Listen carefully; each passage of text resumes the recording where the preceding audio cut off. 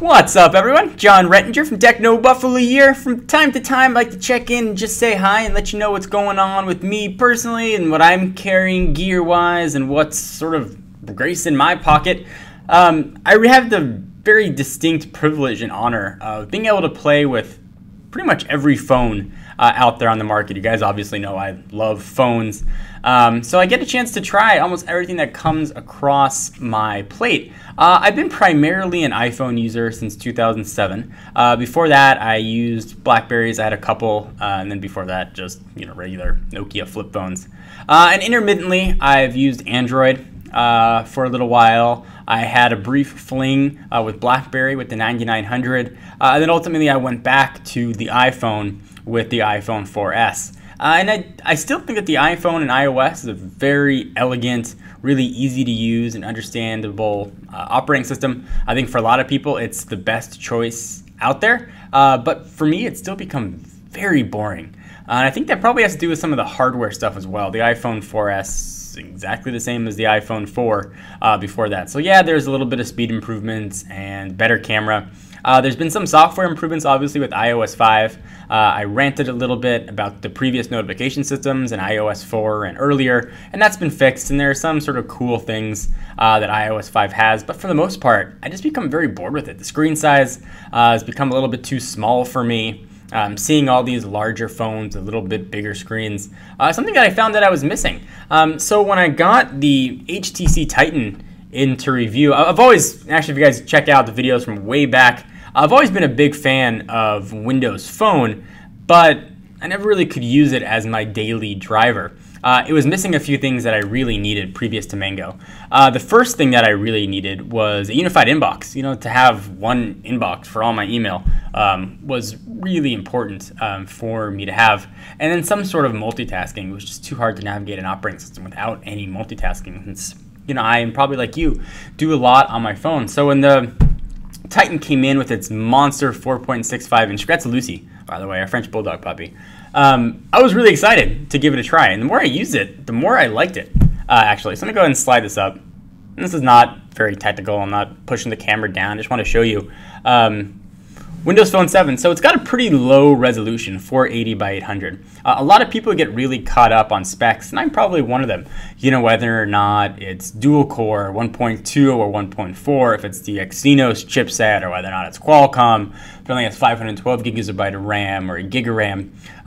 For a lot of phones, that matters. And I think Android in particular, specs really influence the user experience. Because you can do a lot of customization with Android. So you look at something that's maybe a bit more processor and RAM intensive, like TouchWiz. On Android, you're going to want a phone with better specs, get that better user experience.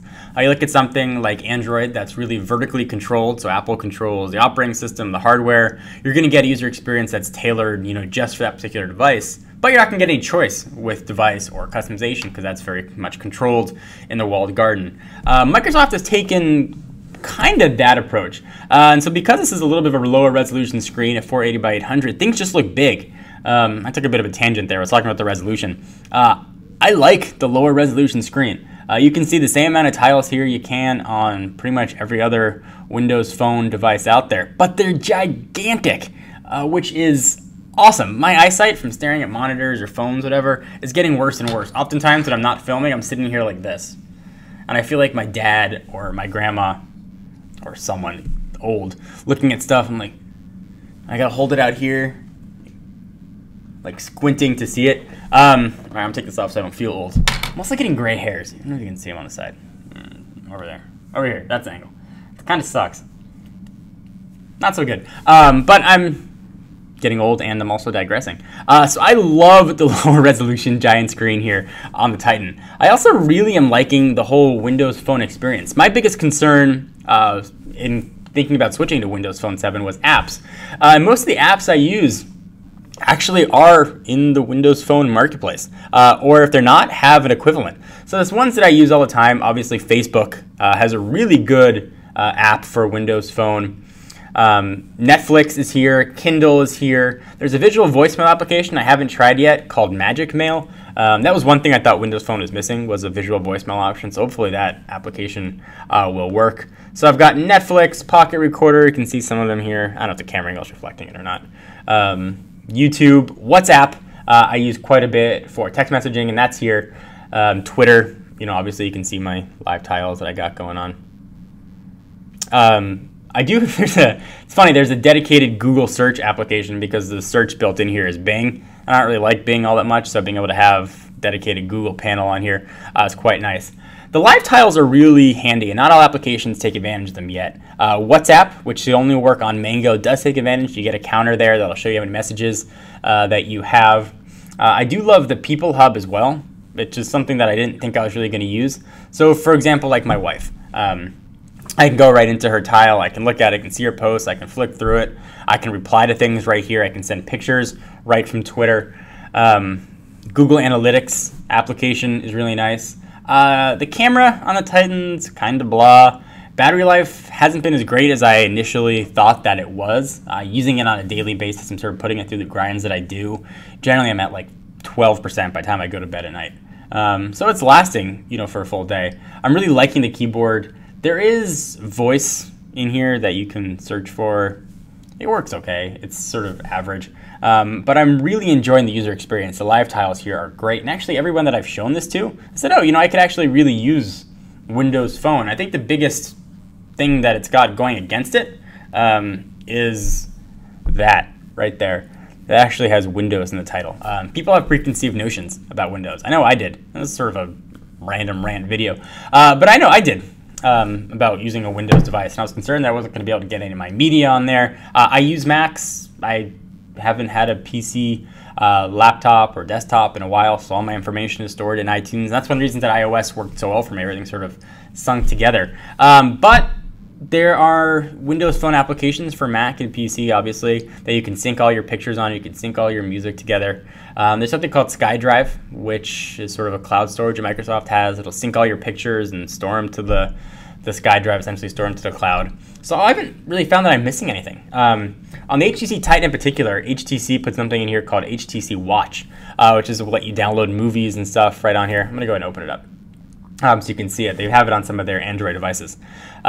So I haven't really missed all that much with it. I think that the power and lock button here is incredibly recessed. It's a pain in the butt to hit. But for the most part, I really like this. I don't have any intention of going back to iOS, at least as long as the hardware is what it is. As long as the iPhone 4S is the newest phone out there, I've been really happy with Windows Phone. I've tried, obviously, the Galaxy Nexus, and I'll talk about that in another video. But for me, Windows Phone has been really good. So if you're looking to get a phone, you can see the video store here, a lot of stuff. Try it. Just pick it up in the store and give it a shot. I think a lot of people gloss over it, whether or not they're looking for the new Android device, or not looking for an Apple device, or even some of you might be looking for a BlackBerry. People don't look at Windows Phone very often, and I just really like it. Microsoft has no influence on me or the content. I'm really enjoying using the phone, and I love the giant screen, though it's a pretty thin device, despite how big it is. It's been great. The browser is really solid. No flash support is kind of annoying, but I'm used to that, obviously. But things just work well on it, and the applications are really coming along. So give it a shot. Try it. I think you guys might actually like Windows Phone 7. I definitely do, and I have no intention of switching. And I get a lot of question marks, and people send me email responses. I still have sent from Windows Phone as my signature. I haven't changed it. I get a lot of WTFs responses, but I really like it. So I'm a walking contradiction. I'm a Mac guy using a Windows Phone. I like what I like. What do you guys think? Have you tried Windows Phone? Do you like it, not like it? Kind of want to hear what you guys have to say. Hopefully you sat around and watched this video. No special effects going on. It was just sort of a fun way to talk to you guys. I'm John Rettinger from TechnoBuffalo. I'll see you next video. Bye-bye.